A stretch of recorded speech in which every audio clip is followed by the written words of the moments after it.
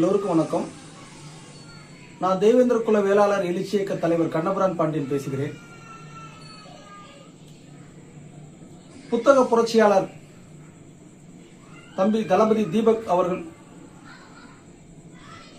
அவர்களின் 2ஆம் ஆண்டு நினைவு நாள் வருகிற 20ஆம் தேதி வருகிறது. தம்பி தளபதி தீபக் பாண்டியன் அவர்களின் நினைவிடத்துக்கு எல்லோரும் வீரவணக்கம் செலுத்த வாருங்கள் என்று என் சார்பாகவும் தேவேந்திர குல வேளாளர் எழுச்சி இயக்கம் சார்பாகவும் கேட்டுக்கொள்கிறேன். தம்பி தளபதி தீபக் பாண்டியன் அவர்களின் நினைவிடத்துக்கு வீரவணக்கம் செலுத்த வர முடியாதவர்கள், அதாவது காவல்துறை அடக்குமுறையில் உள்ள பகுதியில் உள்ள இளைஞர்கள், பொதுமக்கள், அவர்கள் அந்தந்த பகுதியில் அவங்கவுங்க ஏரியாவில் தம்பி தளபதி தீபக் பாண்டியன் அவர்களுக்கு மாலை 6 மணி முதல் 7 மணிக்குள் தம்பி தளபதி தீபக் பாண்டியன் அவர்களின் நினைவாக மெழுகுபத்தி தீபம் ஏற்ற வேண்டும் என்று கேட்டுக்கொள்கிறேன்.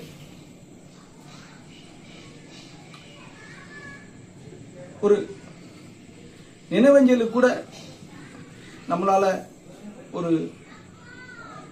நினைவஞ்சலி செலுத்த முடியல. அப்படி ஒரு காவல்துறை அடக்குமுறை இருக்கிறது.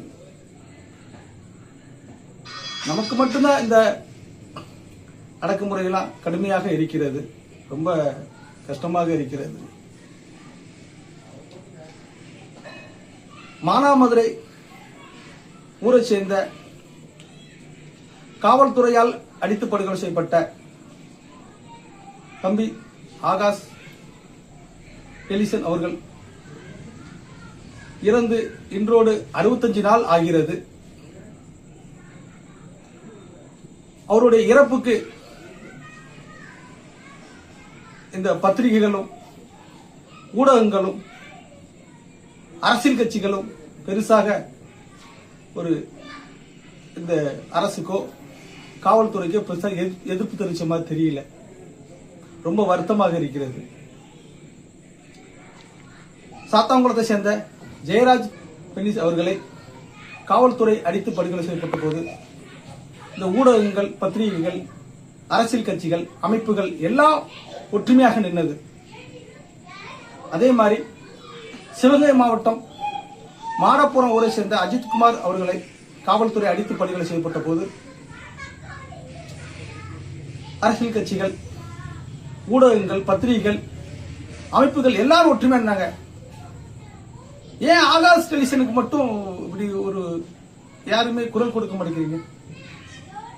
இந்த சமுதாய பேரை சொல்லி ஓட்டு வாங்குறவங்க கூட அவருடைய இடத்துக்கு வர மாட்டேங்குது.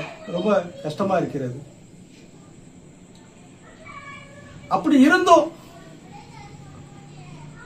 ஓடாத மானும் போராடாத இனமும் வெற்றி பெறாது என்று கொள்கையை நெஞ்சில் ஏந்தி ஆகாஷ் குடும்பமும் அந்த பக்கத்தில் உள்ள சின்ன சின்ன அமைப்புகளும் அந்த ஏரியாவில் உள்ள இளைஞர்களும் இன்று வரைக்கும் ஆகாஷ் மரணத்துக்கு நீதி வேண்டும் என்று போராடி கொண்டு இருக்கிறார்கள்.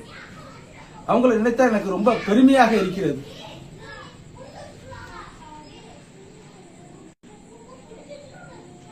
ஏன் நமக்கு மட்டும் காவல்துறை உள்ள ஒரு அடக்குமுறை பண்ணுகிறது? இந்த அமைப்புகள், அரசியல் கட்சிகள் எல்லாமே ஒரு நம்மளை மட்டும் பாகுபாடா பாக்குறாங்க.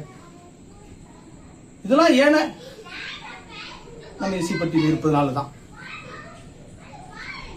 தமிழ்நாட்டில் தேவேந்திர குல வேளாளர் மக்கள் நாம் இன்று மக்கள் தொகை அடிப்படையில் 3வது 4வது இடத்தில் இருக்கிறோம். அப்படி இருந்தும் நம்மளுக்கு உள்ள ஒரு பாகுபாடு என்றால் நம்ம எஸ்சி இருப்பதனால தான். நம்மளுக்கே இந்த நிலைமை என்றால் நம்மளோட சிறுபான்மை இருக்கு மக்களுக்கு நினைச்சு பாருங்க. நம்ம பெரும்பான்மை இருந்தோம் நம்மளுக்கு உள்ள ஒரு பாகுபாடு, அடக்குமுறை என்றால் அது நம்ம எஸ்சி இருப்பதனால. என்னைக்கு நம்ம எஸ்சி பட்டியலை விட்டு வெளியேறுதமோ அன்னைக்கு தான் நமக்கு முழுமையான விடுதலை, சுதந்திரம்.